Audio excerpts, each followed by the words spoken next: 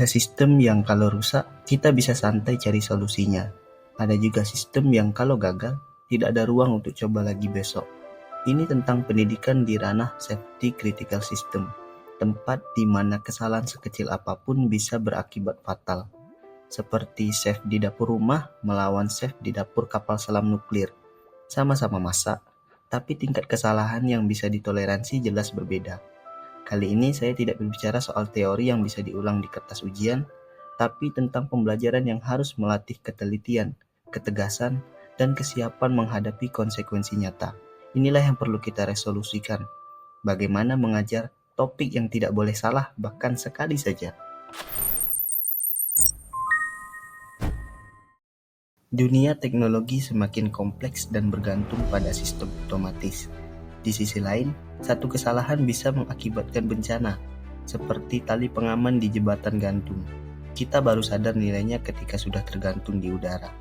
Inikah alasan pendidikan safety critical harus dirancang dengan standar yang lebih ketat dari biasanya? Pelatihan yang tidak cukup hanya mengajarkan cara kerja, tapi juga bagaimana menghindari kegagalan dengan tingkat disiplin tinggi. Sebelum itu, mari kita pahami dulu apa yang dimaksud dengan safety critical system dan mengapa pendidikannya tidak bisa sama dengan pelatihan teknologi biasa. Bayangkan kita belajar mengemudi mobil mainan di halaman rumah, lalu diminta langsung mengendalikan truk bahan bakar di jalan tol. Jelas tidak cukup hanya tahu cara menyalakan mesin.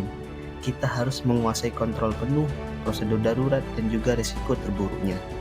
Dalam dunia teknik, safety critical system adalah sistem yang kalau gagal, risikonya bisa berupa nyawa, kerugian besar, ataupun kerusakan lingkungan. Ini termasuk ke dalam penerbangan, medis, nuklir, dan sistem transportasi publik. Jadi, pendidikan di bidang ini bukan sekadar memberi pengetahuan teknis, tapi membentuk mindset waspada, teliti, dan sadar konsekuensi dari setiap tindakan. Membayangkan pendidikan untuk safety critical system. Kita sedang membicarakan tentang pembelajaran yang harus memadukan simulasi realistis, protokol ketat, dan evaluasi tanpa kompromi. Inilah pendidikan yang tidak boleh sekadar cukup, harus tepat, lengkap, dan juga teruji dalam kondisi tekanan tinggi. Suatu inovasi yang memungkinkan melibatkan kenyataan dan skenario kegagalan terkontrol untuk latihan. Ini tentu sangatlah penting karena di sistem seperti ini, kesalahan bukan sekadar nilai C dalam raport, tapi potensi kehilangan nyawa atau kerugian yang lebih besar.